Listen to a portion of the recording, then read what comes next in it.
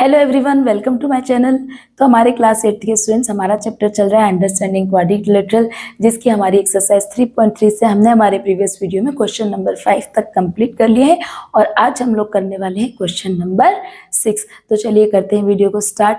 ये देखिए क्या कहा है क्वेश्चन में, to adjacent angles of a parallelogram have equal major, कि कोई भी एक पैरेललोग्राम है जिसके दो जो एडजेसेंट एंगल्स हैं वो क्या है, इक्वल मेजर के हैं। ओके, एडजेसेंट एंगल मीन्स साथ के एंगल्स जो कि एक ही साइड पे एक साथ बनते हैं। जैसे वो एंगल ए या बी भी हो सकते हैं, बी सी हो सकते हैं, सी डी हो सकते हैं या ए भी हो सकते हैं।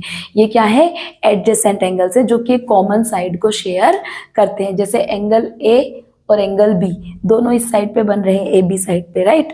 तो ये एंगल ए और एंगल बी दोनों क्या है, एडजेसेंट एंगल्स हैं।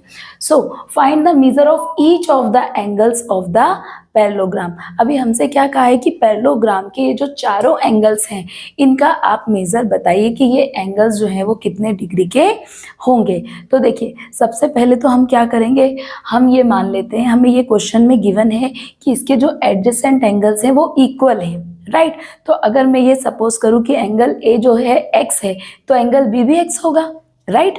अगर मैं इस एंगल ए को x ले लेती हूं तो एंगल बी भी क्या होगा, x ही होगा, राइट।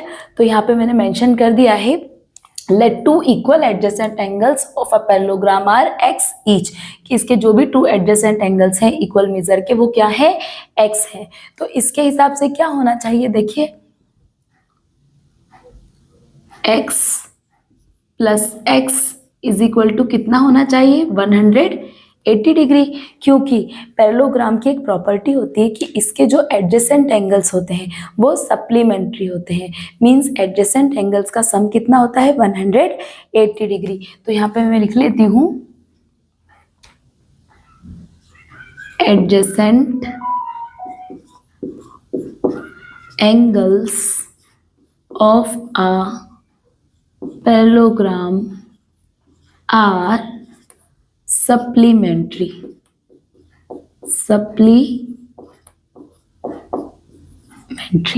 राइट। यहाँ पे हमने प्रॉपर्टी मेंशन कर दी है, प्रॉपर्टी जरूर मेंशन करनी है आपको कि जो पैरेललोग्राम के एडजेसेंट एंगल्स होते हैं वो क्या होते हैं, सप्लीमेंट्री होते हैं। तो अभी देखिए x प्लस एक्स हमारा कितना हो जाएगा, 2x is equal to 180 degree.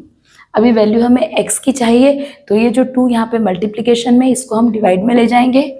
x is equal to 180 divided by 2, x is equal to 2 9 18, 0 का 0। x हमारा कितना आ गया है, 90 आ गया है। x अगर हमारा 90 है मीन्स एंगल a भी 90 है और एंगल b भी 90 है। तो ये देखिए angle a is equal to 90 degree and angle B is equal to 90 degree. ये दोनों एंगल 90 डिग्री के। अब देखिए हमसे पैरेललोग्राम के चारों एंगल्स पूछे हैं, राइट। तो अभी अगर एंगल B 90 डिग्री का है तो ये एंगल D भी 90 डिग्री का होगा। उसी तरीके से एंगल A 90 डिग्री का है तो इसका अपोजिट एंगल C भी 90 डिग्री का होगा। क्यों, क्योंकि पैरेललोग्राम की प्रॉपर्टी क्या है कि पैरेललोग्राम के जो अपोजिट एंगल्स होते हैं वो इक्वल मेजर के होते हैं, राइट। तो देखिए हम यहाँ पे लिख देते हैं angle D is equal to angle B is equal to 90 degree. उसी तरीके से लिख देते हैं angle C is equal to angle A is equal to 90 degree. तो इस पैरेललोग्राम के जो सारे एंगल्स हैं वो कितने मेजर के हैं, 90 डिग्री के हैं। हम यहाँ पे लिख देते हैं all angles of this parallelogram are equal measure, right।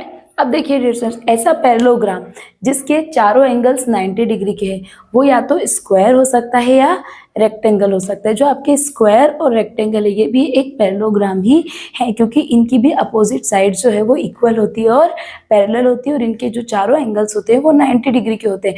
तो एक ऐसा पैरेललोग्राम जिसके दो एडजेसेंट एंगल्स का जो सम है वो इक्वल मेजर का है, वो आपका या तो स्क्वायर हो सकता है या फिर वो आपका रेक्टेंगल भी हो सकता है। तो आई होप डियर स्टूडेंट्स आपने क्वेश्चन को बहुत अच्छे से समझा है। नेक्स्ट क्वेश्चंस के लिए मिलेंगे नेक्स्ट वीडियो में।